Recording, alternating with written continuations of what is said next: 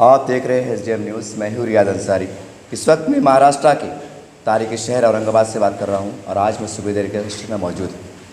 आप सबको पता है कि महाराष्ट्र में आज से 2 महीने के बाद विधानसभा चुनाव आने वाले हैं। हर राष्ट्रीय पार्टी अपनी अपनी तरफ पर सक्रिय हो गई है।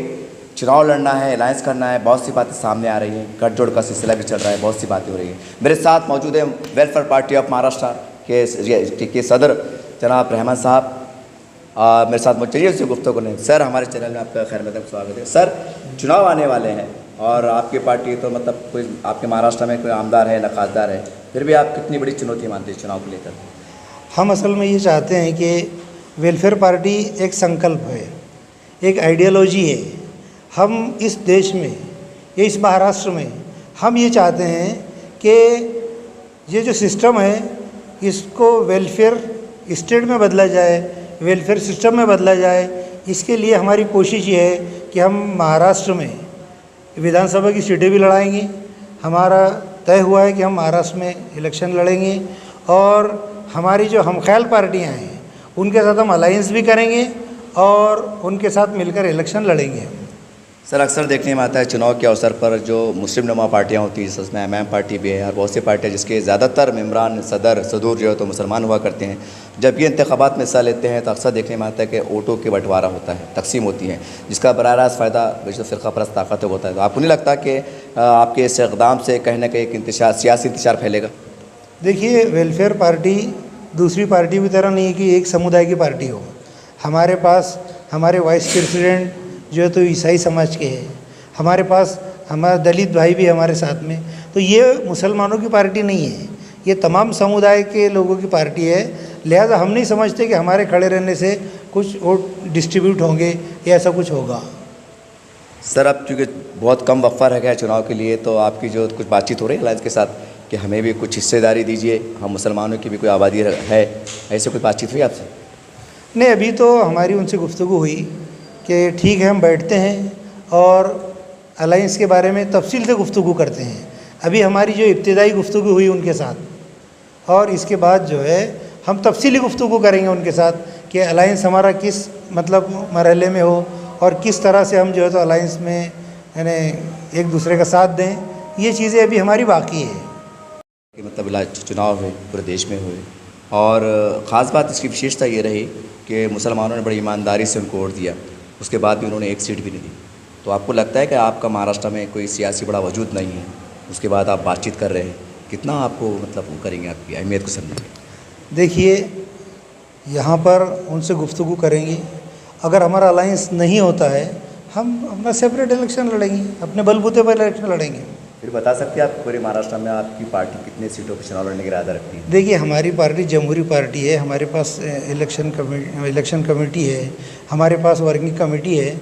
हम उसमें तय कर लेंगे कि बिल्कुल हमको कितनी सीटें लड़ना है। हाँ सर, जहाँ से हमारी गुफ्तगू हो रही है यहाँ पर, ये औरंगाबाद शहर कहलाता है कि ऐतिहासिक तारीखी शहर है। यहाँ पर इमाम पार्टी का अपना वजूद है। यहाँ का एक उनके माजी खासदार भी है, 26 माजी नगर सेवक भी, एक बड़ा सियासी वजूद है और उन्होंने भी कहीं ना कहीं आवाज़ दी है कि आओ हम ख्याल पार्टी से हम मिलकर अलायंस करते हैं, आगे बढ़ते हैं। तो असद साहब ने भी आवाज़ दी है, इम्तियाज़ साहब ने भी आवाज़ दी है सियासी पार्टी को कि मिल के लड़े। तो कैसा समझते हैं आप इस आवाज़? देखिए, हमारा क्या है कि हम ख्याल लोगों के साथ मिलकर इलेक्शन लड़ें। MIM से हमारी कोई दुश्मनी ऐसा मामला नहीं है। अगर उनके साथ हमारा अलायंस होता है और हमारे सीटों के मामले तय हो जाते हैं, हम उनके साथ मिलकर लड़ेंगे। हमारे लिए जो है हमारी अपने उसूल है, उनके लिए उनके उसूल है। हम अपने उसूल के साथ अलायंस करेंगे, MIM के साथ भी कर सकते हैं और दूसरों के साथ भी कर सकते हैं। सर, अभी हाल ही में जो तो विशालगढ़ घटना हुई, आपने देखा है उसको समाचार पत्रों में। आपकी पार्टी ने इसके लिए कितनी हद तक जाके आवाज़ उठाई और आप इस पर तमाम जाविये को, इस घटना को कैसे देखते हैं? देखिए, असल में क्या है कि महाराष्ट्र में इलेक्शन आना है, अभी इलेक्शन होने वाले हैं और हम ये समझते हैं कि महाराष्ट्र के माहौल को ख़राब करने की ये कोशिश है। और आपकी मालूमात के लिए मैंने प्रेस नोट जारी किया कि ये वहाँ का जो मामला हुआ है, वहाँ जो मस्जिद की बेहुरमती हुई है और लोगों के घर तोड़े गए हैं, उनके वाहनों को वाहनें तोड़ी फोड़ की गई, उनका मुआवजा दिया जाए और जिन ऑफिसर्स ने गलती की है उनको जो है सस्पेंड किया जाए और हुकूमत वो जो नुकसानात हुए उसका मुआवजा दें और आइंदा ऐसी गलती ना हो, हुकूमत ऐसा उसका इंतज़ाम करे। हमने जो है वेलफेयर पार्टी की तरफ से बहुत सारे मकामात से मेमोरेंडम भी दिए गए, निवेदन भी दिए गए हैं, और मैंने खुद प्रेस नोट जारी किया कि ये जो हुआ है ये गलत बातें हैं। इस मुल्क में जो भाईचारा होना चाहिए उसको बिगाड़ने की कोशिश की जा रही है। एक मुनज़्ज़म प्लानिंग है ये, इलेक्शन करीब आ रहा और ये ऐसी चीज़ें हो रही है। हम इसको समझते हैं और जनता भी समझ रही है, और हम यही चाहते हैं कि जनता इस बात को समझे। सर, आप वेलफेयर पार्टी के रियासती सदर हैं और महाराष्ट्र में 3 जो है तो सेकुलर पार्टी हैं, कांग्रेस पार्टी है, राष्ट्रवादी है, शिवसेना भी कहने के अपने आप को सेकुलर कहलाती है। एक खुले तौर पर क्या आह्वान करेंगे कि आइए हम मिलकर मतलब चुनाव लड़ते हैं या किसी सीट को लेकर? कुछ खुले तौर पर मैं इसलिए पूछ रहा हूँ क्योंकि अक्सर चुनाव के बाद ये आरोप लगते हैं कि भाई इन्होंने हमसे गठबंधन नहीं किया, इन्होंने हमसे बातचीत नहीं की, इन्होंने जो तो अड़ीबाजी की, ऐसे आरोप लगते हैं। क्या कहेंगे आप? देखिए क्या है कि हम वेलफेयर पार्टी के बारे में कह सकते हैं कि हमारा यानी मतलब क्या है। अब दूसरी पार्टी के यूटी तौर पे आप क्या ऐलान करना चाहेंगे? नहीं, हम तो ये चाहेंगे कि तमाम सेकुलर पार्टियों के साथ मिलकर हम अलायंस करें और सब मिलकर इलेक्शन लड़ें। ये हमारा फैसला है, हम ये चाह रहे हैं। अब वो उनका फैसला वो क्या करते हैं ये उनका मामला, उनका फैसला तो वो करेंगे। हम ये चाहेंगे कि हम जनता के सामने ये मैसेज दें कि हम ये चाहते हैं कि वोट जो है तो उसका बंटवारा ना हो, सेकुलर ताकतें मिलकर इलेक्शन लड़ें और इस तरह से जो है फासिस्ट ताकतों का मुकाबला किया जाए। सर, जाते आते खासकर मुसलमानों को, वैसे सभी समाज की बात करूंगा मैं, लेकिन मुसलमानों को आपकी पार्टी एक इलेक्शन के नज़रिए से क्या अपील करना चाहेंगे? हम ये कहना चाहेंगे कि मुसलमान अपने जैसे उन्होंने लोकसभा में इलेक्शन में अपने वोट का सही इस्तेमाल किया है, अभी भी वो अपने वोट का सही इस्तेमाल करें, मुल्क के हालात को वो समझें और हालात को समझकर सही फैसला करें।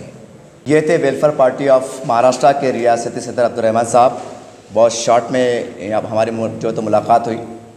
ज़्यादा क्या कहें, हम भी सोशल मीडिया चलाते हैं, हमारा भी प्रयास रहता है कि राज्य में देश में एकता का माहौल बना रहे। हम सोशल मीडिया ज़रूर है, लेकिन आजकल हम देखते हैं देश की सोशल मीडिया का एक कब्जा हो चुका है। इसलिए हम तमाम नेताओं से अपील करते हैं कि देखिए, जैसे साहब ने खुल के कहा है कि हम सेकुलर पार्टियों से मिलकर लड़ना चाहते हैं। अब ये आपकी जवाबदारी बनती है, ये दिल में मत लाइएगा कि इनके कोई महाराष्ट्र में आमदार नहीं है, खासदार नहीं है, नगर सेवक नहीं है। अक्सर ऐसा होता है, हल्के में लिया जाता है, लेकिन यकीन मानिए जब ये लोग खड़े रहते हैं, कोई 2000 वोट लेता है, कोई 5 लेता है और इलेक्शन में 1 वोट से जीत हार होती है। हल्के में ना लें। इस तरह की जो भी पार्टियाँ हैं, आइए, बुलाइए, बैठिए।